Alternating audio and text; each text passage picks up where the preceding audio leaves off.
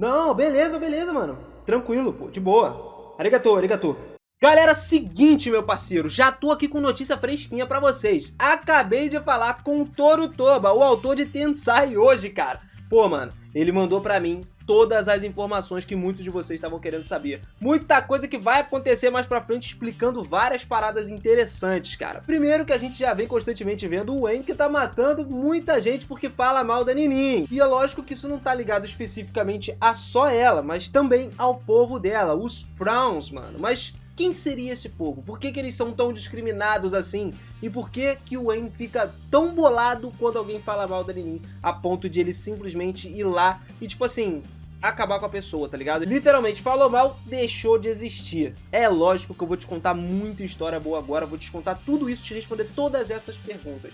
Tá preparado pra acompanhar isso? Então chega junto, vem comigo, vamos lá.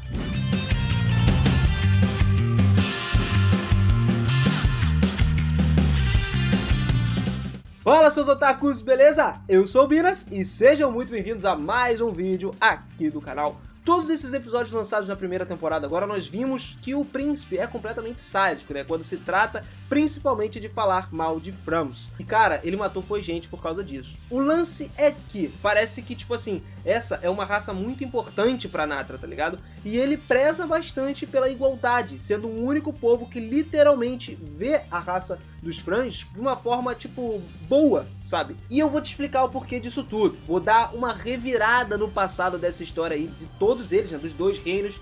Então, já capricha nesse like, mano, porque você já viu que eu tava conversando aqui com o cara no telefone. O autor me mandou todos os insights, todos os feedbacks. Pô, já foi difícil pra gente conseguir isso, hein, cara? Então manda bala nesse like aí que a gente merece, pra trazer o máximo de informação de vocês aqui no Brasil, porque aqui não tem nada, né? Novel não tem porcaria nenhuma aqui pra gente. Então capricha aí, mano, manda bala. Agora sim, vamos nessa.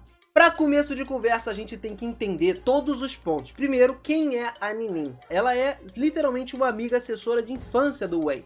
Ela é uma das poucas pessoas que conhece a natureza preguiçosa dele, principalmente por causa das políticas do reino, igual a gente vê, né, durante o passar da série, pelo menos no início, né? A Ninin tem uma personalidade mais rigorosa e constantemente lembra o Wayne, forçando ele a fazer todas as papeladas, né, e servir ao seu país de forma certa. Apesar disso, ela também tem o seu lado provocante, constantemente fica provocando ele durante a história. Geralmente passa a derrubar o seu ego que tá inflado, e ela também tem o lado meio carinhoso, né, fazendo com que isso possa ajudar o Wayne nos seus deveres. Sem contar a sua profunda lealdade a Natra. Mesmo que uma vez foi informado pra gente que o Wayne se casaria com ela, tá? Ao invés de fazer aquele casamento político, né, totalmente informado por Natra e tal. E só que se isso acontecesse, ela se mataria, por causa de seduzir o Wayne, meio que enfraqueceria a Natra. Isso é pelo fato deles serem duas pessoas diferentes, de status sociais diferentes. O Wayne é de uma família real, né, e a Ninin é de um povo muito discriminado. Isso não seria encarado muito bem, principalmente pelas outras nações que odiavam com todas as forças os Frowns. Embora ela não seja tão brilhante quanto o Wayne, ela também é extremamente inteligente, cara. Por causa disso, ela sabe exatamente o que está acontecendo na mente do nosso querido príncipe, o que pode facilitar o mal interpretado aí de várias maneiras positivas até. E às vezes é bom até para ela garantir que o trabalho dele corra bem com isso. Ela também vem de uma longa linhagem do povo Fran, que serviu a dinastia de Natra Royal. Tem sido a secretária do Wayne e ajudado ele há muito tempo, desde que ele era pequenininho, né? A gente já chegou a comentar isso aqui. O fato é que no passado, a localização no extremo norte de Vacno, né, o reino de Natra, era conhecido por ser uma nação de imigrantes. Não era só o pessoal dali. Aconchegada na fronteira entre o leste e o oeste, a sua terra não chamava muita atenção para si mesmo. Exceto porque tinha um clima terrível. Pois é, na verdade ele chamava mais atenção por ser ruim do que por ser boa. Mas rapidamente isso mudou, se tornou um lar para aqueles que não tinham aonde ficar, deixando eles coexistir tranquilamente.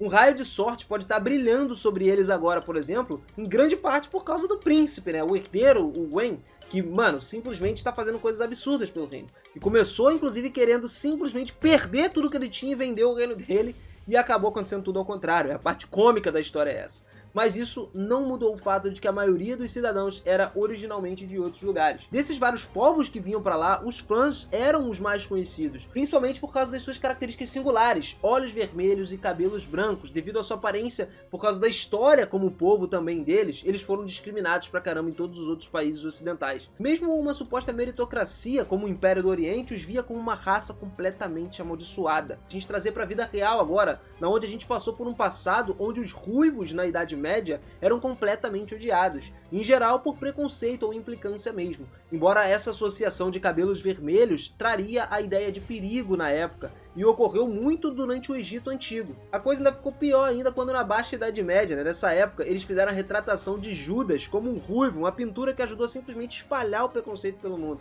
Além disso, a partir do século XV, mais ou menos, as mulheres de cabelos de fogo, que são os cabelos ruivos, passaram a ser caçadas pela Inquisição, simplesmente por causa do preconceito. Isso tudo virou um terror nessa época. E esse mesmo fator se repetia com os Frans, tá ligado? No Império, os Frans eram tratados da mesma forma como todas as outras raças. Beleza, show de bola. Mas ainda assim tinham pessoas que discriminavam eles, embora eles não ligassem tanto e não saíssem falando, Comparado com o Ocidente, o Império era considerado algo mais progressista. Mas agora, fora dali, existem situações em que os Frans raspavam a cabeça dos filhos e arrancavam os olhos deles para poder proteger eles da discriminação, cara. Olha que barbaridade, mano. Isso porque sem essas características dele, sem o cabelo branco, os olhos vermelhos, os Frans não seriam diferentes dos outros. Só que o problema é que não é normal de se fazer isso, principalmente com crianças, cara. Os pais com certeza passaram por momentos de muita lágrima para poder alcançar esse objetivo.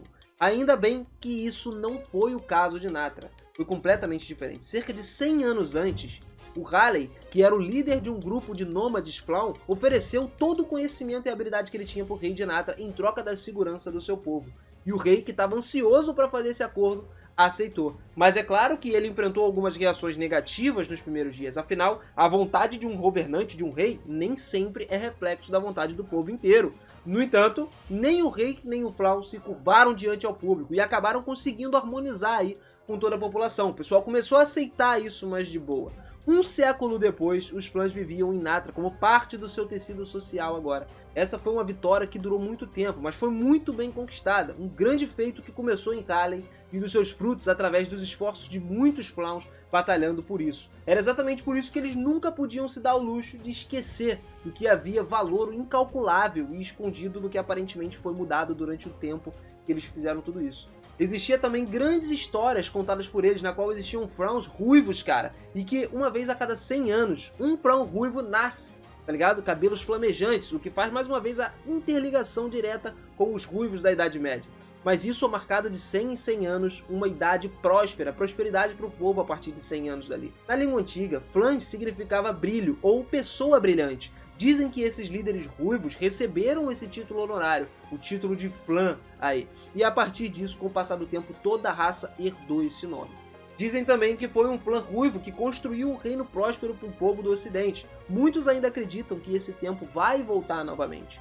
E aí é quando nós entramos mais pro futuro disso tudo, que no caso é a geração que se transformou na geração atual agora, em que Levan era um Flaun que serviu como assessor do pai do Owain, o rei Owain, só que ele estava atuando agora como um médico, um enfermeiro do Owain, porque o rei está se recuperando durante toda a história do anime, e ele já começa assim basicamente. Enquanto a Ninin estaria com o príncipe e futuramente assumiria o papel do Levan, comandando o rei, porque o príncipe também assumiria o trono. Mas desde que ela foi junto com a Falânia, Levan mudou de papel para ajudante temporário do Owain. Ainda existia até uma teoria nesse meio aí de que a Ninin era descendente direta da realeza de Flan, e por isso o Levan não poderia revelar muitas informações para a população de Natra sobre ela. Isso porque poderia fazer alguns jovens se revoltarem e fizessem algumas coisas ruins com ela que não seria bem legal de a gente ver. Natra então cresceu as taxas explosivas sob a liderança do príncipe.